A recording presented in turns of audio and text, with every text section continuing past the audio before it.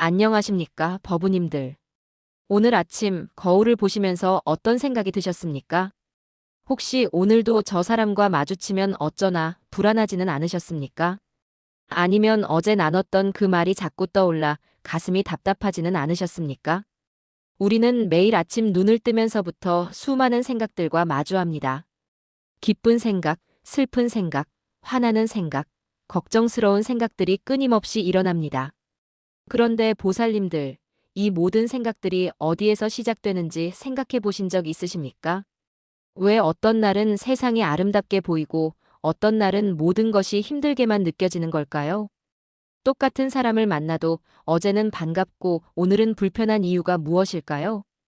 바로 여기에 부처님께서 가장 먼저 깨우쳐 주신 위대한 진리가 숨어 있습니다.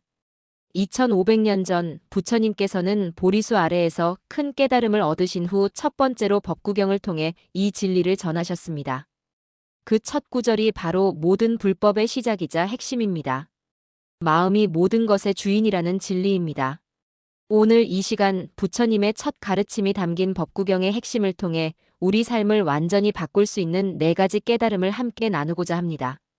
첫째, 마음이 어떻게 모든 것의 뿌리가 되는지를 알아보겠습니다. 둘째, 마음에 따라 고통과 행복이 어떻게 만들어지는지 살펴보겠습니다. 셋째, 흔들리는 마음을 어떻게 다스릴 수 있는지 구체적인 방법을 배우겠습니다. 넷째, 청정한 마음으로 사는 것이 얼마나 아름다운 삶인지 깨닫게 되실 것입니다. 이 4가지만 제대로 이해하고 실천하신다면 불자님들의 인생이 완전히 달라질 것입니다. 그럼 지금부터 부처님의 가르침 속으로 깊이 들어가 보시겠습니까? 첫 번째로 말씀드릴 것은 마음이 모든 것의 주인이라는 부처님의 근본 가르침입니다. 법구경의 첫 구절은 이렇게 시작됩니다. 모든 것은 마음이 앞서고 마음이 주인이며 마음으로 만들어진다. 만약 더러운 마음으로 말하거나 행동하면 괴로움이 그를 따르니 마치 수레바퀴가 소의 발자국을 따르듯 하리라. 법우님들, 이 구절을 처음 들으시면 너무 단순해 보일 수도 있습니다. 하지만 이것이야말로 부처님께서 가장 먼저 전하신 가장 위대한 진리입니다. 우리가 보는 세상, 우리가 느끼는 감정, 우리가 겪는 모든 경험이 사실은 마음에서 시작된다는 것입니다. 예를 들어볼까요? 어느 날 아침 불자님께서 길을 걷고 계십니다. 갑자기 누군가가 어깨를 세게 부딪히고 지나갑니다. 이때 여러분의 마음이 어떠냐에 따라 완전히 다른 세상이 펼쳐집니다. 만약 그날 아침 마음이 화가 나 있는 상태였다면 어떨까요? 저 사람이 나를 무시하는구나. 세상 사람들은 다 이렇게 무례하구나. 오늘도 재수 없는 하루가 시작되는구나. 이런 생각들이 꼬리를 물고 일어납니다. 그러면 하루 종일 그 생각 때문에 괴롭습니다. 다른 사람을 만나도 불편하고 일을 해도 짜증이 납니다. 하지만 같은 상황에서 마음이 평화로운 상태였다면 어떨까요? 아, 저분이 급한 일이 있나 보다. 나도 가끔 그럴 때가 있지. 별일 아니다. 이렇게 생각하고 지나갑니다. 그러면 그 일은 그냥 스쳐 지나가는 작은 사건일 뿐입니다. 하루는 여전히 평화롭고 다른 사람들도 따뜻하게 느껴집니다. 보십시오, 법우님들. 똑같은 상황인데 마음의 상태에 따라 완전히 다른 세상을 경험하는 것입니다. 이것이 바로 부처님께서 말씀하신 마음이 모든 것의 주인이라는 뜻입니다. 부처님의 제자 중에 주리반특이라는 스님이 계셨습니다. 이분은 기억력이 너무 약해서 자기 이름조차 제대로 외우지 못했습니다. 다른 제자들이 경전 한 구절을 외울 때 주리반특 스님은 한 글자도 기억하지 못했습니다. 어느 날 주리반특 스님은 너무 괴로워서 수행을 포기하려 했습니다. 그때 부처님께서 그를 부르셨습니다. 주리반트가 내가 기억하지 못하는 것이 문제가 아니다. 내 마음이 지금 좌절하고 포기하려는 것이 진짜 문제다. 내 마음이 청정하면 모든 것을 이룰 수 있느니라. 이제부터 빗자루로 마당을 쓸면서 이렇게 생각하거라. 티끌을 쓸어내듯 내 마음의 티끌도 쓸어내리라.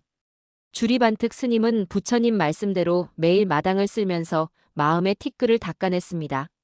처음에는 여전히 아무것도 기억하지 못했습니다.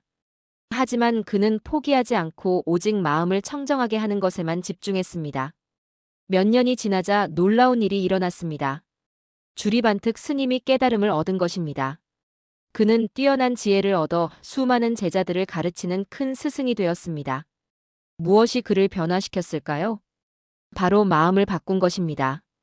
좌절하고 포기하는 마음을 청정하고 꾸준한 마음으로 바꾸니 그의 세상이 완전히 달라진 것입니다. 보살님들, 지금 이 순간 여러분의 마음은 어떠하십니까? 혹시 누군가를 원망하고 계시지는 않습니까? 과거의 실수 때문에 자책하고 계시지는 않습니까? 미래에 대한 불안 때문에 잠을 이루지 못하시지는 않습니까? 기억하십시오. 그 모든 고통의 시작은 바깥 상황이 아니라 여러분의 마음입니다. 상황은 그저 상황일 뿐입니다. 그것을 고통으로 만드는 것도 평화로 만드는 것도 모두 마음입니다. 선가에서는 이렇게 말합니다. 마음이 부처이고 부처가 마음이다. 마음밖에 따로 부처가 없고 부처밖에 따로 마음이 없다. 이 말씀은 우리가 찾는 깨달음도 우리가 원하는 행복도 모두 마음에 달려 있다는 뜻입니다. 바깥 세상을 바꾸려고 애쓸 필요가 없습니다. 내 마음을 바꾸면 세상이 저절로 바뀝니다. 이것이 법구경이 우리에게 전하는 첫 번째 위대한 진리입니다. 두 번째로 말씀드릴 것은 마음에 따라 고통과 행복이 어떻게 만들어지는가 하는 것입니다. 법구경의 두 번째 구절은 이렇게 말씀하십니다. 모든 것은 마음이 앞서고 마음이 주인이며 마음으로 만들어진다. 만약 청정한 마음으로 말하거나 행동하면 행복이 그를 따르니 마치 그림자가 형체를 따르듯 하리라. 법우님들, 이 구절을 잘 보십시오. 첫 번째 구절과 거의 같은데 딱 한 가지만 다릅니다. 더러운 마음이 청정한 마음으로, 괴로움이 행복으로 바뀌었습니다. 부처님께서는 이 두 구절을 나란히 놓으심으로써 우리에게 중요한 진리를 깨우쳐 주십니다. 마음이 더러우면 괴로움이 따라오고 마음이 청정하면 행복이 따라온다는 것입니다. 이것은 마치 씨앗을 심는 것과 같습니다. 독초 씨앗을 심으면 독초가 자라고 약초 씨앗을 심으면 약초가 자랍니다. 마음에 어떤 씨앗을 심느냐에 따라 우리 삶의 열매가 달라지는 것입니다. 그럼 더러운 마음이란 무엇일까요? 탐욕, 분노, 어리석음이 가득한 마음입니다. 내 것을 더 가지려는 욕심, 마음에 들지 않는 것을 미워하는 마음, 진리를 보지 못하는 무명의 마음입니다. 이런 마음으로 살아가면 어떻게 될까요? 욕심이 많으면 아무리 가져도 만족하지 못합니다. 더 큰 집을 사도 이웃의 더 큰 집이 부럽고 더 좋은 차를 사도 더 비싼 차가 탐이 납니다. 끝없는 욕망의 굴레에 갇혀 평생 만족을 모르고 살게 됩니다. 분노가 많으면 온 세상이 적으로 보입니다. 저 사람이 나를 무시했다. 이 사람이 나를 속였다. 세상이 나에게 불공평하다. 이런 생각으로 가득 차게 됩니다. 그러면 관계가 깨지고 고립되어 외롭게 살게 됩니다. 어리석음이 많으면 진실을 보지 못합니다. 인연 따라 모였다 흩어지는 것을 영원하다고 착각하고 끊임없이 변하는 것을 변하지 않는다고 집착합니다. 그러면 변화가 올 때마다 상처받고 괴로워하게 됩니다.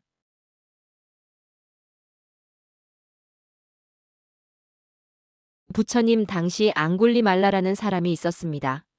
그는 잘못된 스승을 만나 사람을 죽여서 손가락을 모아야 깨달음을 얻는다는 말을 믿었습니다. 그래서 99명을 죽이고 손가락으로 목걸이를 만들어 차고 다녔습니다. 온 나라가 공포에 떨었고 그 역시 매일 악몽에 시달렸습니다. 그의 마음은 극도의 분노와 어리석음으로 가득 차 있었습니다. 그런데 어느 날 그가 100번째 희생자를 찾아 헤매다가 부처님을 만났습니다. 부처님께서는 천천히 걸어오시면서도 앙굴리말라가 아무리 빨리 달려도 따라잡을 수 없었습니다. 마침내 앙굴리말라가 소리쳤습니다. 사문이여 멈추시오. 그러자 부처님께서 말씀하셨습니다. 나는 이미 오래전에 멈추었다. 멈추지 못한 것은 내가 아니냐? 나는 모든 생명을 해치는 것을 멈추었다. 하지만 너는 아직도 멈추지 못하고 살생을 계속하고 있구나. 그 순간 앙굴리말라는 자신의 더러운 마음을 보았습니다. 자신이 얼마나 큰 괴로움 속에 살아왔는지 깨달았습니다. 그는 부처님 발 앞에 무릎을 꿇고 제자가 되었습니다. 그리고 청정한 마음으로 수행하기 시작했습니다. 처음에는 사람들이 그를 두려워하고 미워했습니다. 돌을 던지고 욕을 해도 그는 참았습니다. 왜냐하면 자신의 과거 업보를 알고 있었기 때문입니다.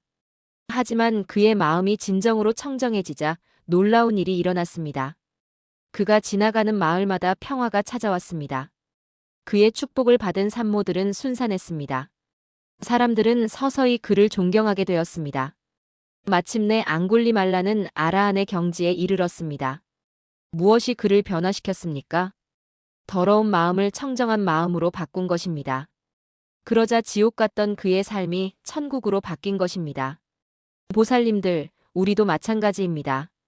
우리의 고통은 대부분 더러운 마음에서 시작됩니다. 자녀가 내 뜻대로 하지 않는다고 화를 내는 것은 집착하는 마음 때문입니다. 이웃이 나보다 잘 사는 것이 배 아픈 것은 시기하는 마음 때문입니다. 과거의 실수가 자꾸 떠올라 괴로운 것은 자책하는 마음 때문입니다. 이 모든 고통의 씨앗은 바깥이 아니라 내 마음 안에 있습니다. 그렇다면 청정한 마음이란 무엇일까요? 탐욕 대신 만족을 아는 마음, 분노 대신 자비로운 마음, 어리석음 대신 지혜로운 마음입니다. 이런 마음으로 살아가면 어떻게 될까요? 만족을 알면 적은 것에도 감사하게 됩니다. 밥 한 그릇, 차 한 잔, 햇살 한 줌에도 행복을 느낍니다. 자비로우면 모든 존재가 소중하게 보입니다. 미운 사람도 이해하게 되고 작은 벌레도 함부로 대하지 않게 됩니다. 지혜로우면 모든 것이 인연따라 일어나고 사라짐을 압니다. 집착하지 않고 미워하지 않고 평화롭게 흘러가는 대로 살게 됩니다. 조주선사 어록에 이런 말씀이 있습니다. 어떤 이가 조주선사에게 물었습니다. 큰 돌을 어떻게 닦습니까? 조주선사께서 답하셨습니다. 평상심이 도다. 그 사람이 다시 물었습니다. 그렇다면 어떻게 평상심에 이를 수 있습니까? 조주선사께서 말씀하셨습니다. 이르려고 하면 이미 어긋난 것이다. 그저 평상시의 마음으로 살면 그것이 도다. 배고프면 먹고 피곤하면 자라. 하지만 먹을 때 온갖 잡념으로 먹지 말고 잘 때 온갖 망상으로 자지 마라. 법우님들, 이 말씀을 깊이 새기십시오. 청정한 마음이란 특별한 무엇이 아닙니다. 탐욕, 분노, 어리석음 없이 지금 이 순간을 살아가는 것입니다. 그렇게 살 때 우리는 진정한 평화와 행복을 경험하게 됩니다. 세 번째로 말씀드릴 것은 흔들리는 마음을 어떻게 다스릴 것인가 하는 실제적인 수행 방법입니다. 법구경에서 부처님께서는 이렇게 말씀하십니다. 마음은 멀리 가고 혼자 다니며 형체가 없고 동굴 속에 숨어 있다. 이 마음을 다스리는 사람은 마라의 속박에서 벗어나리라. 법우님들, 마음이란 참으로 묘한 것입니다. 지금 이 자리에 앉아 있지만 마음은 어제 일을 생각하고 내일 일을 걱정합니다.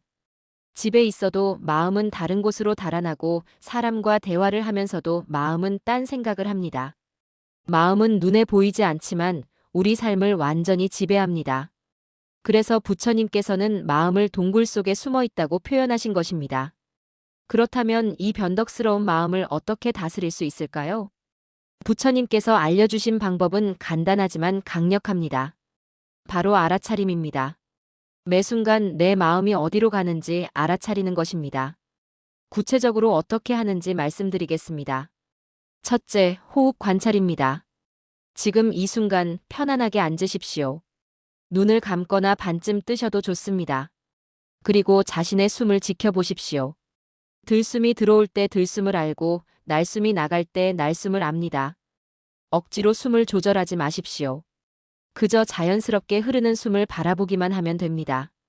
처음에는 몇 번만 지켜보다가 금방 딴 생각이 일어날 것입니다. 괜찮습니다. 딴 생각이 일어났음을 알아차리고 다시 호흡으로 돌아오십시오. 이것을 반복하는 것이 수행입니다. 호흡에 집중하면 마음이 지금 이 순간에 머물게 됩니다. 과거의 후회도 미래의 걱정도 잠시 내려놓게 됩니다. 둘째, 감각 관찰입니다. 걸을 때는 발바닥의 감각을 느끼십시오. 발이 땅에 닿는 느낌, 발이 떨어지는 느낌을 또렷하게 알아차립니다. 먹을 때는 음식의 맛과 질감을 천천히 느끼십시오. 씹는 순간, 삼키는 순간을 하나하나 의식하며 먹습니다. 설거지를 할 때도, 청소를 할 때도 모든 일상의 순간의 감각을 또렷이 느끼십시오.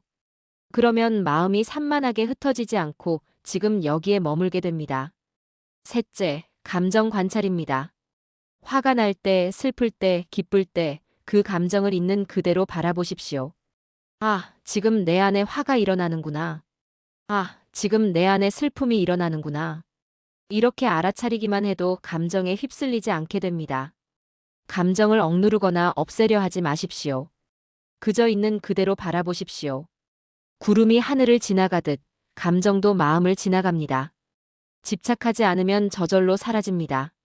넷째, 생각 관찰입니다. 생각이 일어날 때 그 생각을 쫓아가지 마십시오. 아, 지금 과거 생각이 일어나는구나. 아, 지금 미래 걱정이 일어나는구나. 이렇게 알아차리고 다시 현재로 돌아오십시오. 생각은 멈출 수 없습니다. 물이 흐르듯 생각은 계속 일어납니다. 하지만 알아차림이 있으면 생각에 끌려다니지 않습니다. 강물을 바라보는 사람이 물에 빠지지 않듯 생각을 바라보는 사람은 생각에 빠지지 않습니다. 부처님의 제자 중에 난타라는 분이 계셨습니다. 난타는 부처님의 이복 동생이었는데 아름다운 아내를 너무나 사랑했습니다. 출가를 했지만 아내 생각이 너무 간절해서 수행에 집중할 수 없었습니다.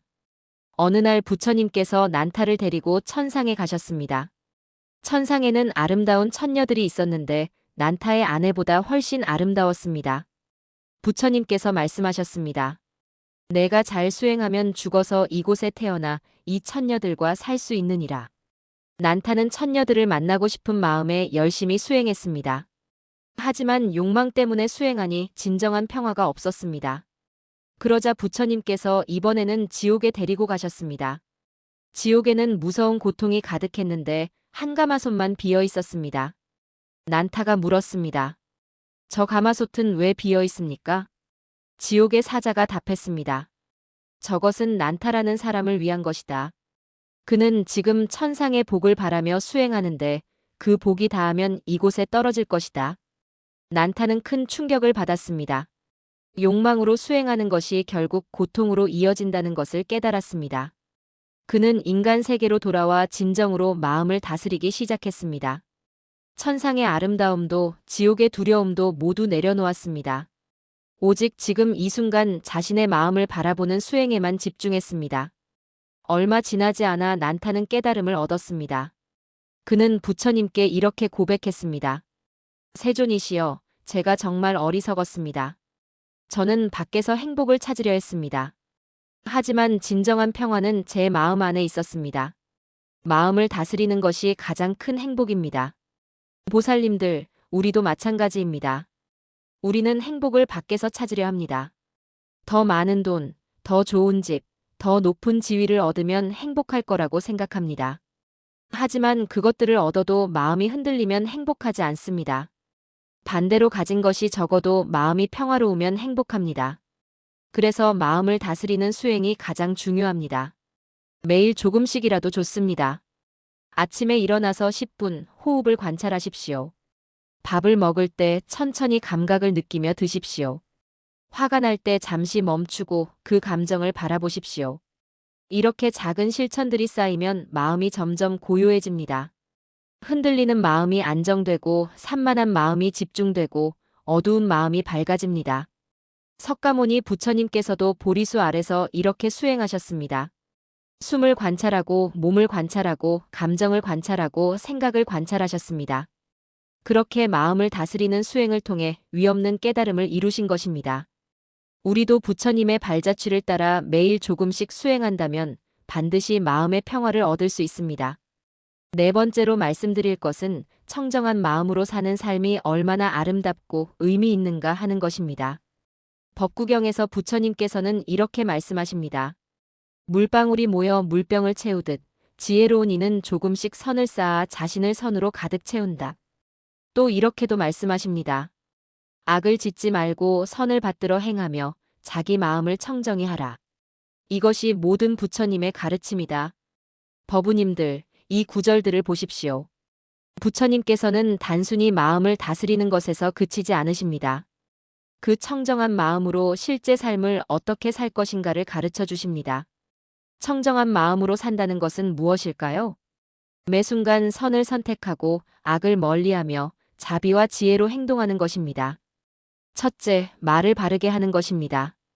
거짓말을 하지 않고 남을 이간질하지 않으며 거친 말을 하지 않고 쓸데없는 잡담을 하지 않습니다. 대신 진실한 말, 화합하게 하는 말, 부드러운 말, 의미 있는 말을 합니다. 이것이 정어입니다. 생각해 보십시오. 하루에 우리가 하는 말이 얼마나 많습니까? 그 말 하나하나가 씨앗이 되어 우리 삶의 열매를 맺습니다. 남을 비난하는 말을 하면 그 비난이 나에게 돌아옵니다. 남을 칭찬하는 말을 하면 그 칭찬이 나에게 돌아옵니다. 법구경에 이런 말씀이 있습니다. 1000개의 무익한 말보다 마음을 평화롭게 하는 한마디가 낫다. 우리가 하는 말 한마디가 누군가에게 위로가 될 수 있고 용기가 될 수 있습니다. 반대로 한마디가 누군가를 깊이 상처 입힐 수도 있습니다. 그러니 말을 하기 전에 잠시 생각해 보십시오. 이 말이 진실한가? 이 말이 필요한가? 이 말이 다른 사람에게 도움이 되는가? 이렇게 묻고 답이 긍정적일 때만 말을 하십시오. 둘째, 행동을 바르게 하는 것입니다. 살생하지 않고 도둑질하지 않으며 사음을 행하지 않습니다. 모든 생명을 존중하고 주어지지 않은 것을 취하지 않으며 올바른 관계를 유지합니다. 이것이 정업입니다. 현대 사회에서는 직접 살생하거나 도둑질하는 일이 적습니다. 하지만 간접적으로는 얼마나 많은 악업을 짓습니까? 필요 이상으로 음식을 낭비하는 것도 생명을 함부로 하는 것입니다. 회사 물건을 슬쩍 가져오는 것도 작은 도둑질입니다. 다른 사람의 명예를 훼손하는 것도 그의 것을 빼앗는 것입니다. 청정한 마음으로 산다는 것은 이런 작은 것들까지 살피는 것입니다. 셋째, 생계를 바르게 하는 것입니다. 남에게 해를 끼치지 않는 방법으로 생계를 유지합니다. 생명을 해치거나 사람을 속이거나 중독성 있는 것을 파는 일을 하지 않습니다. 이것이 정명입니다. 어떤 분들은 이렇게 말씀하실 수도 있습니다. 요즘 세상에 그렇게 살면 어떻게 먹고 삽니까? 하지만 법우님들 생각해 보십시오. 부정한 방법으로 번 돈이 과연 진정한 행복을 가져다 줍니까? 아무리 많이 벌어도 양심의 가책으로 괴롭고 들킬까봐 불안하고 결국 화를 부릅니다. 반면 정당하게 번 돈은 비록 적어도 마음이 편안합니다.